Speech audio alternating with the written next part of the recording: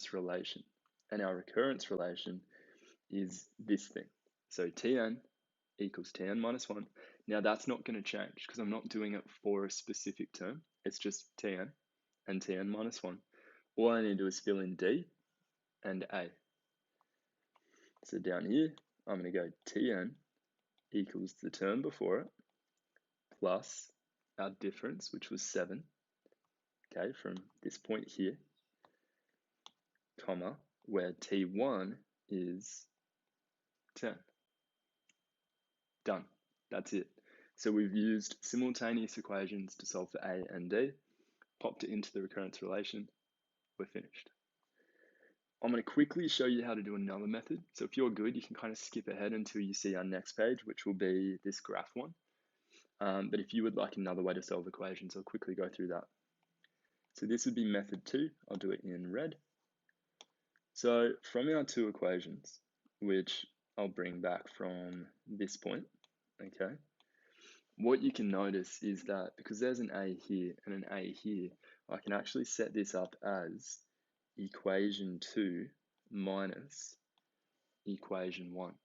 So grab everything here and take away everything from equation 1. If I do that, those A's are going to cancel out because I've got an A minus A. And again, I'll be left with all D's. So if I do that, I'm going to be left with 66 take away 38 is still 28. Okay. And I've got A minus A, so that's gone. And I've got 8D minus 4D, which is 4D.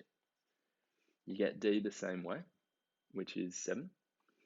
And then you can choose either equation to plug that 7 into. So if you were to go back from equation 1, 38 is A plus 4 times 7. Take away that 28, and you get A equals 10. Chuck it into the recurrence relation, same way. I find this to be a little bit tricky sometimes because you can deal with a lot of negatives. It can sometimes be the most effective way.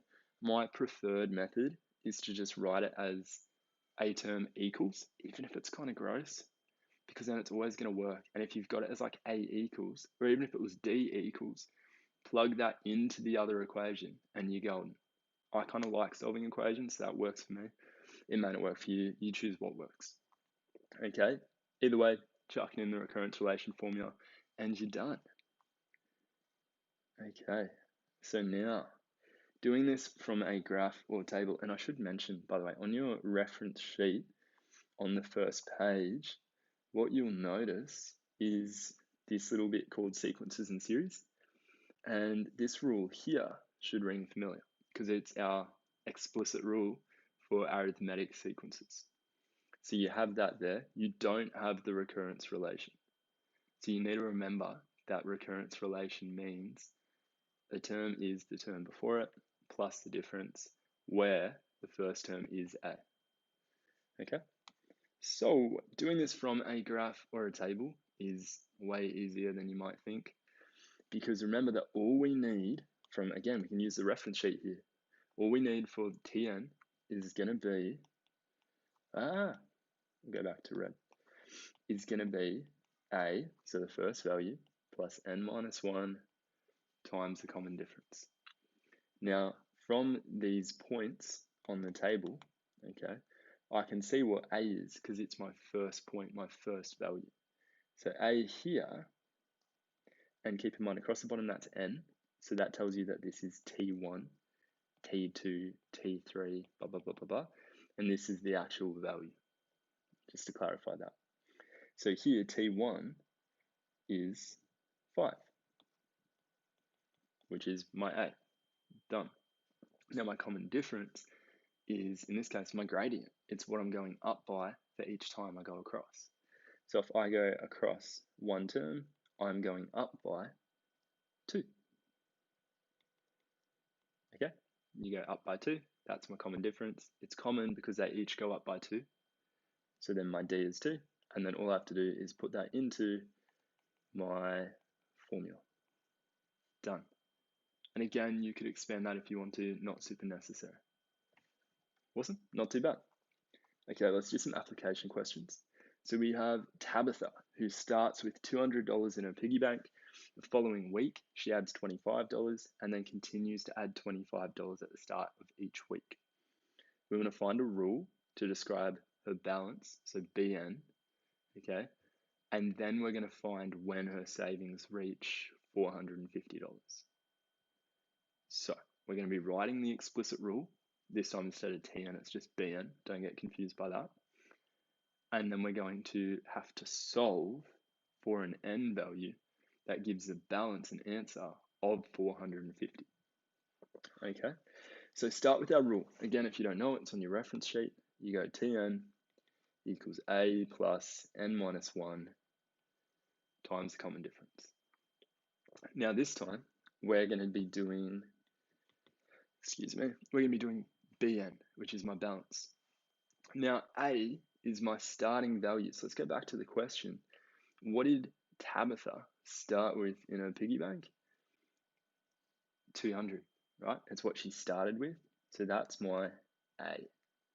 Now, N minus 1 is always just N minus 1. Don't get freaked out by that. And then my D, my common difference, is what it's going up by each week. So what is she adding to her piggy bank on a weekly basis? Well, that's again given in the question that she adds $25. So that must be my common difference. That's done. That's BN. We found the rule. Okay. Now what it wants us to do is find when her savings will reach $450. So we're going to set our balance as 450 bucks. And what you'll notice is that we've got an equation with one unknown variable. So we can just solve it. Again, solving, really important skill. If you need practice, let me know. You need to get rid of the thing on its own first. So we're going to subtract that from the other side. So you're going to get 250 equals N minus 1 times 25. I then need to get rid of that times 25 because it's holding those brackets together. So I'm going to be dividing by 25 on the other side. You'll notice that this is going to work out really nicely. Equals N minus 1. Now that that 25 is gone, there's nothing holding those brackets together, so I can get rid of those. And then really simply, I'm going to add that 1 over to the other side. I'm going to get N equals 11. Now, what we always want to do with these kind of sequence and series questions, especially when it's an application question, is write our answer as a sentence that kind of makes sense with the story that we were given. So what does this mean? It means that, therefore, now remember that she's adding 25 at the start of each week. That is important in our answer because it's not like on a Wednesday or at the end of the week, it's at the start of each week.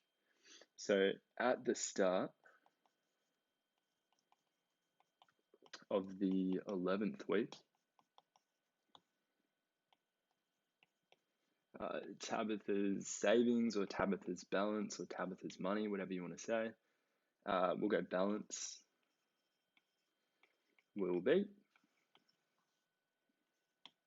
$450. And that's all you have to do to answer that big application question. Okay, now that does it for this week in terms of the lesson. In terms of what I want you to do for your work, there's a couple of options depending on what works for you. So if you like MathSpace, and the benefit of MathSpace would be you know immediately if you've got the answer right or wrong.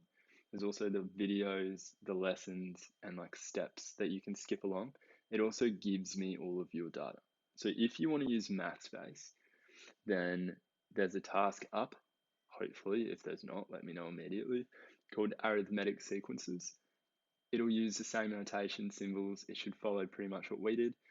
Good taste of it. It's an adaptive. So if you are struggling on something, it will pitch you similar questions. And if you're acing it, you'll finish it in like 5-10 minutes and you can go, cool.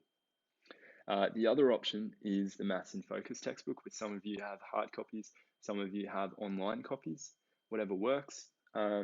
Exercise 102, so the first kind of chapter, page 12, questions 16 to 30. I've also included those in the PDF just here. I wouldn't bother with the earlier questions because they're just really basic. I would jump to doing 16 to 30. They're all kind of the application Cambridge exam style questions. So if you are looking for something a bit more basic than that, do the maths base because it'll walk you through everything and it will get you to those question 30 ones as well. But if you just want to jump straight into, I've only got 10 minutes, I need to knock through this ASAP, maybe go through these 16 to 30. You can shoot me any questions. If you want to send me your answers and I can go through them, I'm happy to do that. If you want to check through the solutions yourself and go correct, wrong, wrong, send me all the ones you got wrong, I can do that too. Whatever you need, just let me know. Homework for this week as well, which is, I guess it's all homework, but an extra task, okay? What I want you to do, and don't post it anywhere, okay? Just have it ready, is I need you to figure out what is 1 plus 2 plus 3 plus 4, all the way up to 100. So if you were to write out 1 plus 2 plus 3 plus 4, all the way up to 100, what would your answer be? Okay? Clearly, that's going to be